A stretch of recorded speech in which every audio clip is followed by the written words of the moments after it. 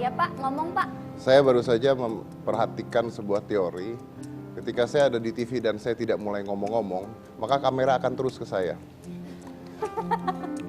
Iya Ini dong. kalau saya diam terus, kameranya akan terus ke saya karena dia nggak tahu mau kemana pasti. Kesini coba kamera. Tuh, curang mantap. sih, dibilangin malah pindah-pindah. Enggak nih ke aku nih. Gimana sih? Tuh, ke aku. Gitu, bahas restu aja, Iya, bahas Mbak restu. Mbak Restu ini baru aja melakukan show di Melbourne. Dengan tema, ya boleh dulu Pak. Bacanya apa ya? Dengan tema Enggak, itu tuh apa? itu sebenarnya brand aku sih. Jadi nama kecil aku. Jadi restoran Grand ini brand aku namanya Etu. Oh, nama Unyu, Restu jadi Edu. Oh, Dedi jadi Edi. Edi. Jelek banget. Jauh. Dedi jadi Edi. Restu, Etu, Cika, Ika gitu kan. Oh iya, betul. Enggak, karena nama restoran Grand ini kepanjangan sih. Jadi cari yang gampang, eye-catching aja. Dan satu-satunya wakil Indonesia. Iya, jadi kebetulan aku ikut kompetisi, aku bawa desain dan bisnis plan aku menang yang designer Kamu award. menang ya? Yang designer award Australia Indonesia. Aku show di sana. Menang? Gitu. Alhamdulillah sih Mas. Luar biasa. Cuma menang. Jadi dia nih katanya, saya juga nggak ngerti makanya saya mau tanya. Katanya menggunakan material dan teknologi sains ya. Iya. Maksudnya apa?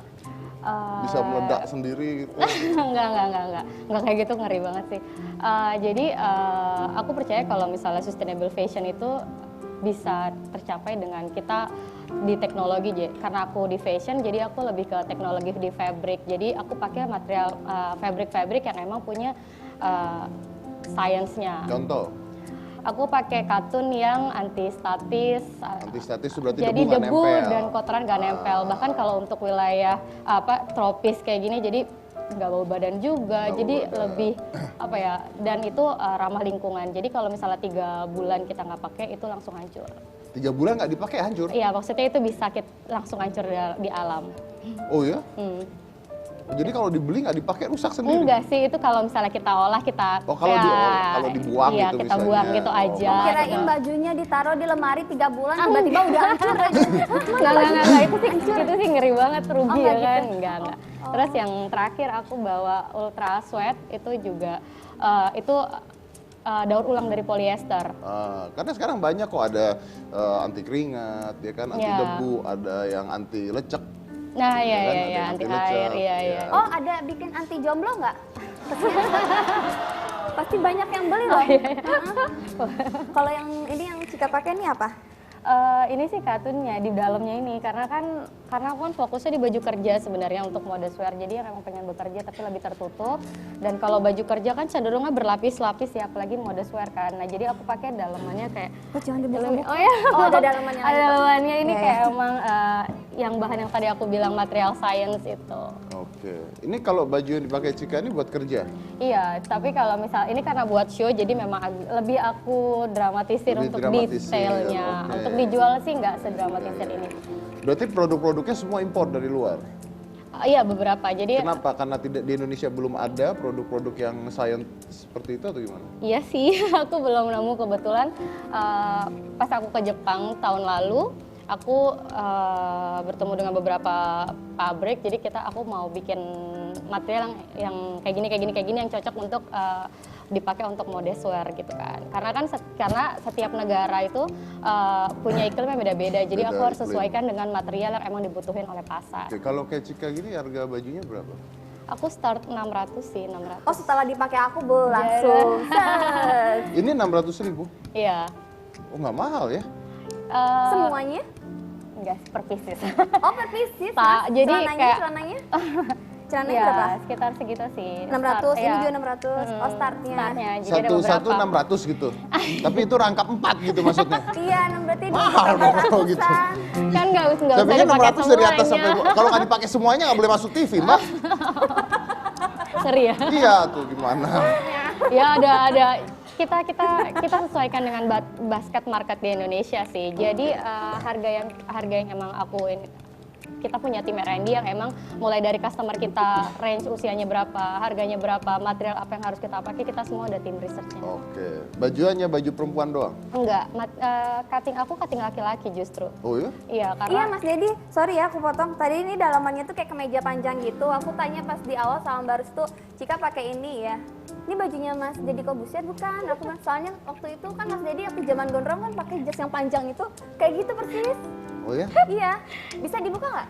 boleh. Tapi jadi tetap cucok apa? Ini sebenarnya short dress sih. Ini emang cuttingan laki-laki, cuma aku bikin agak lebih feminin. coba. Makanya aku sekarang jadi ngerasa kayak laki gitu Mas. Soalnya cuttingannya laki. Hai manis apa kabar? Boleh, boleh. Ngeri boleh. banget. Coba yang lihat ya, lihat. Boleh, Iya. boleh. Kalau cewek gitu boleh, kalau cowok gitu kena KPI ya. Nggak sih, ini kayak Jadi ini rompi. karena kan baju kerja, baju modest wear kan sebenarnya kan tidak boleh membentuk tubuh kan. Kenapa aku pakai cutting laki-laki? Oh. Karena memang untuk menghindari adanya lekuk tubuh sih. Oh iya, iya, iya. Jadi emang oversize. Oversize, terus Iya. dikasihin rompi itu. Iya. Biar nggak membentuk lekuk tubuh gitu ya. Iya. Tuh, nggak ada lekukan. Tapi gitu. kalau cowok ada jual juga baju buat cowok. Iya, aku made to order untuk laki-laki Made to karena order buat karena laki-laki. misalnya kayak perempuan ada detail-detailnya, kalau laki-laki lebih polos sih. Lebih gampang. Iya. Oke, ya, ya, ya, ya. Ya, dibuka tapi. Jadi ini saya mau dipakai lagi nggak, Cika? Mau pakai lagi. Ya, pakai Mas sendiri Dedi lah. sukanya aku pakai ini apa enggak? Saya sih lebih suka Mana? dengar dulu. Kalau saya jujur ditanya, saya lebih suka dia nggak pakai luaran. Benar, benar. Karena jatuhnya lebih murah. Kalau pakai luaran tambah lagi 600.000. Ayo. Kan lebih murah kalau begini 600 1,2. Udah itu singkirin aja. Susah Mas, ngomong. ini start, Mas. Oh start. Oh berarti harganya bisa lebih dari itu. Oke. bisa Terus warna yang dipakai juga ini ya apa? Iya, Monokrom ya? monokrom. Iya, karena kan orang kerja cenderung warnanya warna-warna basic Ya, kan. ya. Oke. Jadi Restu Ntar ini. dipakein baju dulu ya Mas ya. Iya, oke. Mama abis ini aku mau main sama ya. Entar dia udah mandi udah pakai baju. Entar Karena aku nggak kayak gini Oh, sih. Jadi Cantik Restu ya. ini waktu Maret 2015 lalu tampil di Mercedes-Benz Fashion Week Tokyo. Iya. Oke. Dan kalau Anda mau komentar tentang pakaian ini bisa langsung ke Twitter kita ya.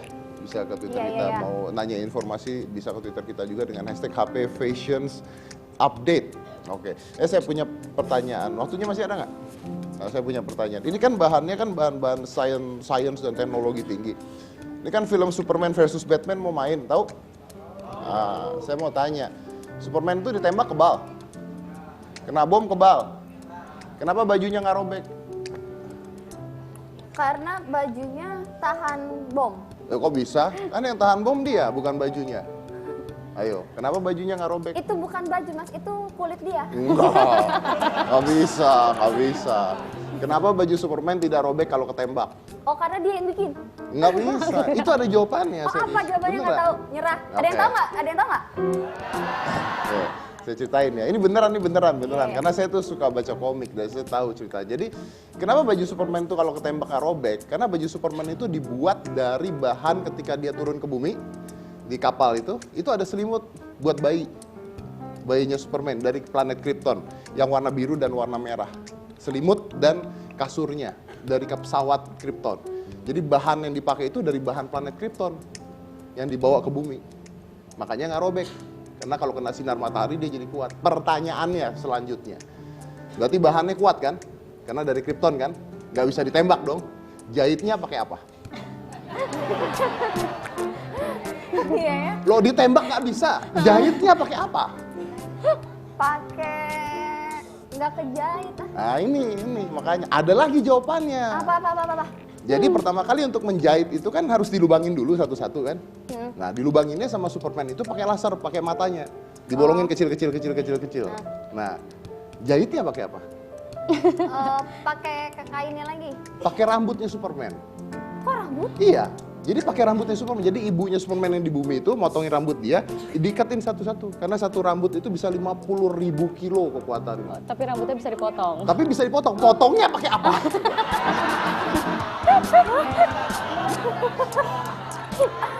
Oh iya. Motornya pakai apa? Ada lagi nggak jawabannya? Lagian kalian mikirin baju Superman pakai apa? Dia terbang aja kita bingung pakai apa kok. Pusing banget. Ya juga sih ya.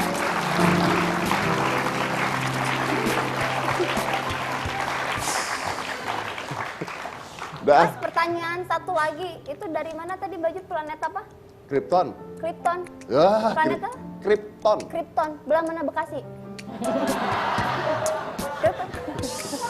Aku mau nanya ke sana ntar. Oh iya. Mau nanya. Baru pakai baju mahal sekali aja udah kayak begini ya. Anyway nih, Mbak Restu ini pertama kali dikenal tuh adalah saat Indonesia apa Jakarta ya Fashion Week? Jakarta Fashion Week. Jakarta Iya. Fashion Week tahun 2014 sih brand itu. 2014 kok bisa langsung terkenal sih setelah fashion show itu? Bakat kali ya. Cie, bakatnya terkenal.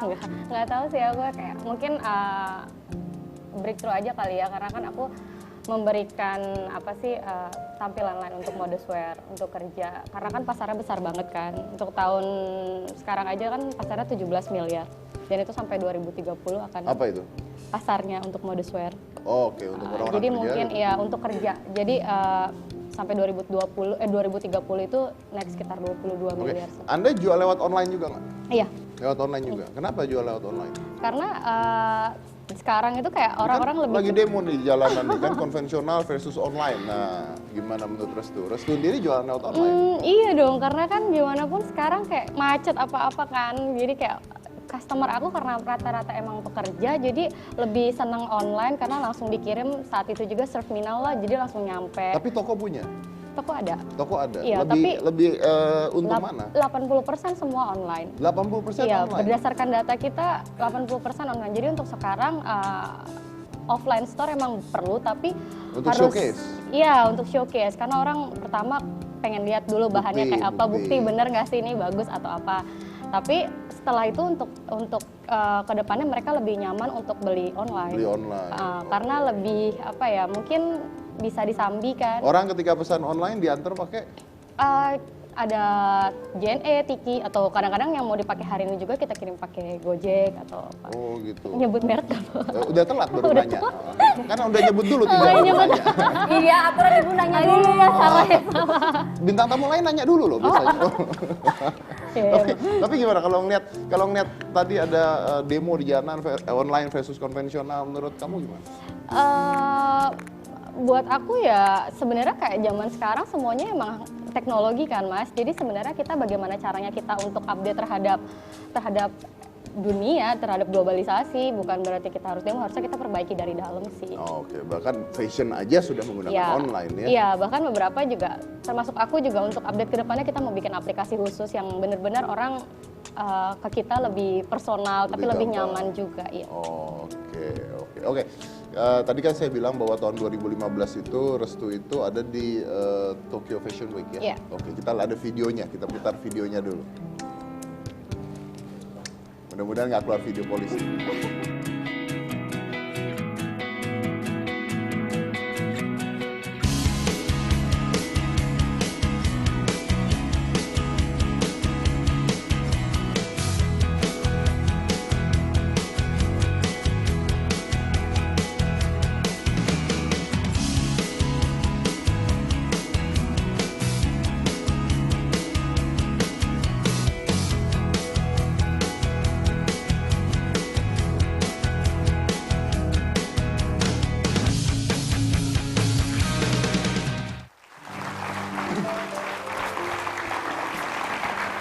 Itu kalau saya lihat tadi kayaknya semuanya pakai hijab. Memang larinya ke hijab atau gimana? Iya, lebih fokus ke modeswear sih. Jadi bukan cuma yang berhijab, tapi yang memang pengen bekerja tapi lebih tertutup. Lebih tertutup. Iya. Oke.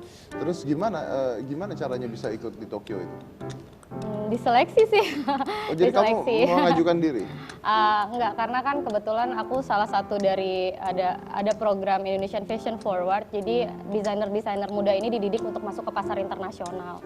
Gitu. Oke. Salah satunya aku dari pihak Tokyo minta aku untuk show di sana. Aku juga sempat ragu sih karena kan di sana mayoritasnya bukan muslim juga kan.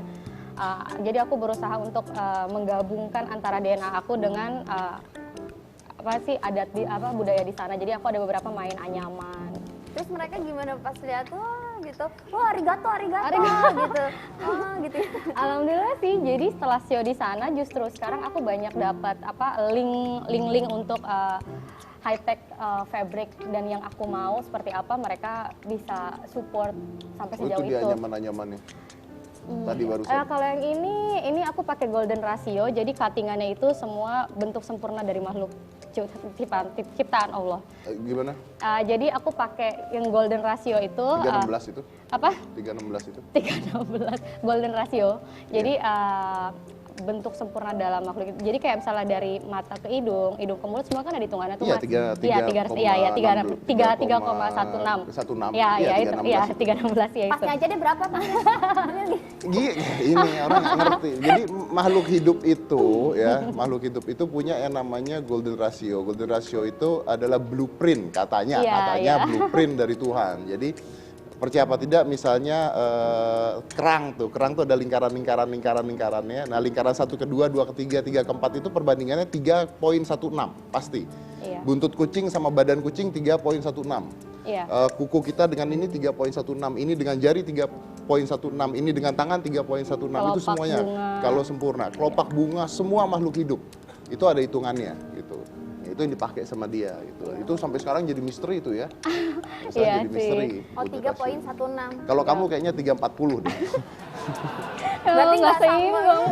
Matanya agak miring sebelah. PA. Aku mah 360. Oh 360 ya? Iya. Makanya Jadi terlihat perfect cantik. banget. Oh. Pokoknya lihat aku di foto kalau di Instagram sama aslinya mah beda. Jelek kalau aslinya. Kalau pakai 360 bagus. Oh kalau pakai 360 Kamera. bagus. Ini yang pakai Kalau golden ini ratio itu. smoking aku kemarin ke salah satu eventnya London Fashion Week. Jadi ini aku pameran, ini aku pakai teknik smoking. Jadi sebenarnya dua artis sih. Jadi satu teknik itu ada dua sisi. Aku pengen menjelaskan bahwa kita sebagai pembuat fashion dan penikmat fashion kita harus tahu bahan yang kita pakai aman apa enggak. Selain dari itu modelnya juga bagus. Jadi kita harus bertanggung jawab terhadap apa yang kita pakai. Dan harus nyaman. Iya, dan kebetulan ini bahannya bahan yang high tech yang tadi aku bilang dari katun itu. Oke, baik. Saya punya satu bintang tamu lagi, ini juga seorang desainer yang lagi naik daun juga. Kita undang sekarang, nanti kita bicara dengan dia. Ini adalah Barli Asmara.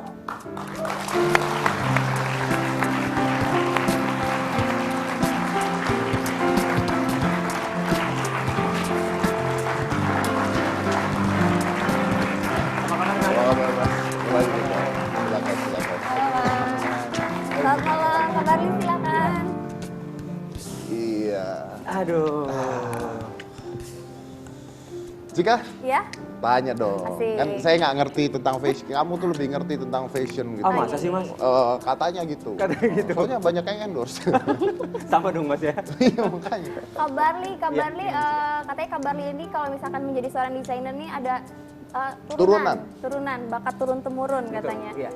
Kalau misalnya bakat turun temurun, Kak Barlinya desainer, kita pasti tahu dong orang tuanya pasti petinju ya. Betul, benar. Kalau saya dari turunan dari pohon mungkin ya. Ibunya suka ngejahit juga. Betul. Iya, iya. Jadi kalau cerita singkatnya adalah kan ada pepatah, maksudnya ada buah itu Buah tidak akan jatuh kalau tidak ditendang pohonnya. itu kan Tarzan dong. Buah tidak akan jatuh dari pohonnya. Pohonnya. Jadi, Buah tidak akan jatuh dari pohonnya tuh gimana sih? Buah jatuh. Buah jatuh. Tidak akan jatuh. Ini kita bahas apa sih sebenarnya? Kak Barli mah pakai itu sih Buah jatuh tidak jauh dari pohonnya. Kecuali gelinding. buah itu numbuhnya di pohon intinya. Oh iya, iya, iya. Ah. Nah, terus jadi intinya adalah kalau misalnya boleh cerita ya untuk penonton di rumah bahwa aku itu kecil karena cucu pertama dan anak laki pertama yang akhirnya tumbuh besar di keluargaku yang mencintai seni gitu. Jadi kakek nenekku adalah keluarga Sunda, Pasundan yang dimana keturunan dari Raja Siliwangi yang mana sangat suka dengan tarian, seni musik, pastinya itu seni make up juga, dan kebetulan nenekku itu adalah perias pengantin Sunda. Nah akhirnya punya anak yang mana anaknya itu 7 perempuan, 3 laki-laki. Bukan itu 7 bidadari. oh iya. Nah dari 7 perempuan ini salah satunya ibuku yang akhirnya memang ibuku tuh kalau misalnya waktu aku kecil hidupnya tuh ibuku banyak gitu karena aku nongol sendiri pertama kali, jadi yang ngerawatnya juga banyak gitu karena mungkin aku jadi mainan mereka lah gitu. Sampai akhirnya aku dirawat sama 4 orang termasuk nenekku, mamaku yang melahirkan, ada kakaknya mamaku dan ada ibuku. Dari ke mereka 4 ini, mereka tuh seneng banget yang namanya fashion, seneng banget yang namanya makeup, seneng banget yang namanya tata rias. Intinya adalah dari nenekku gitu. Sampai akhirnya aku bisa fight sama keluargaku bahwa sebagai fashion designer itu bukan tanda kutip gitu, tapi sebagai bisnis itu yang bisa develop, yang sekarang industri yang akan mengangkat ekonomi kreatif juga sebenarnya. Gitu. Sebagai fashion designer bukan tanda kutip maksudnya? Ya karena gini Mas Dedi, banyak orang, bukan banyak orang, misalnya orang tua saya dulu waktu saya ditanya gitu, mau jadi apa? Saya mau jadi desainer karena sekolah.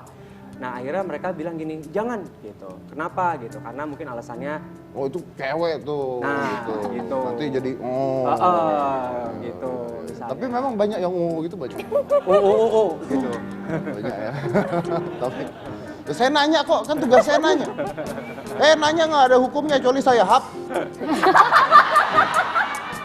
Astagfirullah. Kalau nanya mah nggak apa-apa. Oh, iya, Ya. Bener.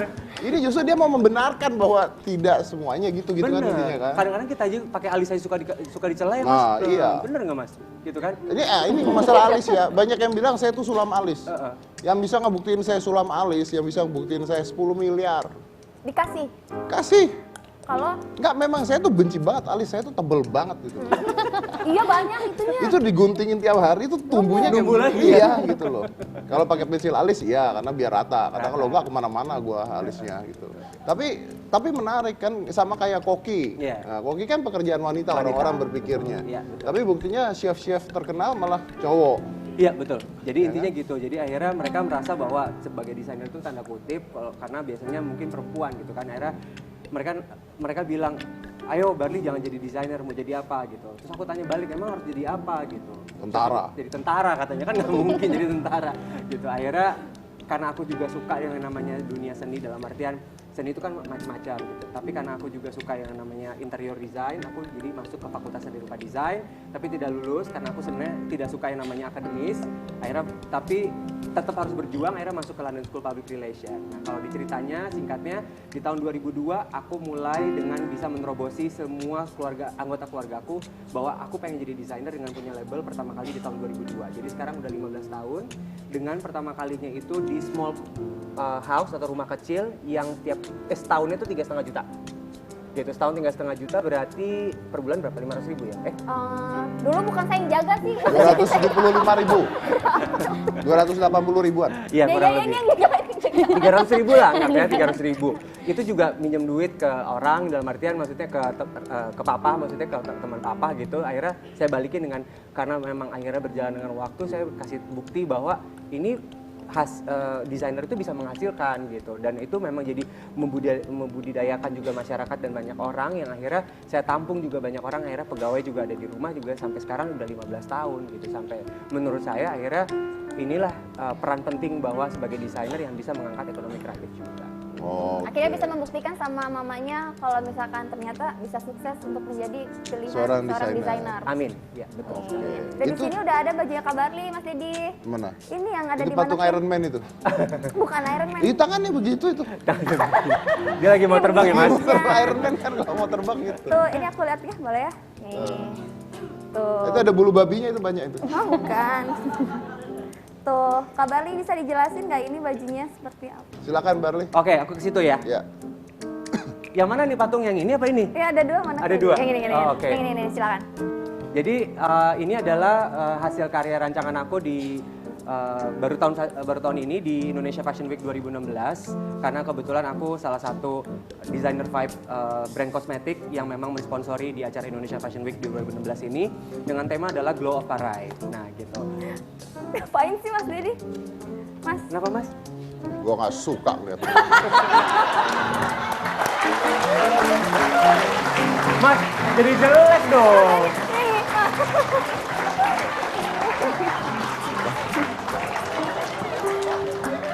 Ya, rancangan boleh rancangan dia gitu. Tapi nggak perlu gini-gini juga kan. Maksudnya Ini kan sama ya? perempuan gitu loh. iya Kak Kasih Barli pudung, mesti kasih dikasih pakai apa, kan? rambut wig, pakai wig. Enggak, justru kan ini adalah Saya dari tadi natural. baik-baik sama Anda kenapa kayak begini jadi? Sabar Mas, sabar. Enggak, tadinya pengen dikasih pom-pom, cuman Ah. kayaknya kan nanti nggak lucu. Udah botak lu kasih pom-pom gitu. Gitu. Pokoknya ceritanya ini adalah hasil rancangan dari Asmara di tahun 2016 di acara Indonesia Fashion Week 2016 yang mana memang Bardi menjadi salah satu desainer vibe brand kosmetik yang memang mensponsori acara tersebut, dan ini adalah salah satu kerajinan tangan Indonesia, bordir, dan memang semua kalau misalnya ditanya Bardi Asmara itu apa, secara desainnya, secara signature adalah Bardi Asmara into details gitu. Details. Iya, detail. Dalam artian pekerjaan tangannya, dalam artian bordir, mungkin pengerjaan tangan di pom-pomnya atau pahit dan lain-lainnya seperti itu. Ini coba tanya tadi, kalau ini harganya berapa ini? Oh iya Mas, kalau ini harganya Harganya berapa? kabarin berapa sih ini harganya? Yang Yang mana? ini, yang ini. Yang mana? Oh yang ini, bukan ini. Pom-pomnya satunya. Sebaju. Apa beda ini kan 2 piece ya?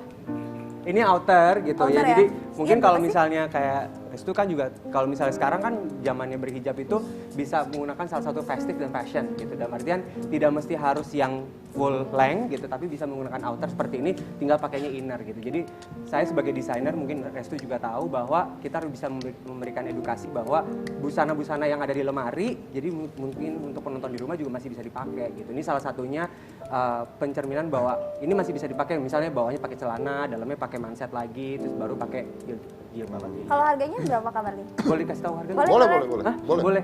Jadi promosi nih? Gak apa-apa. Nanti Cika beli ya? Ya, oh dibeliin tenang orang kaya. Nah,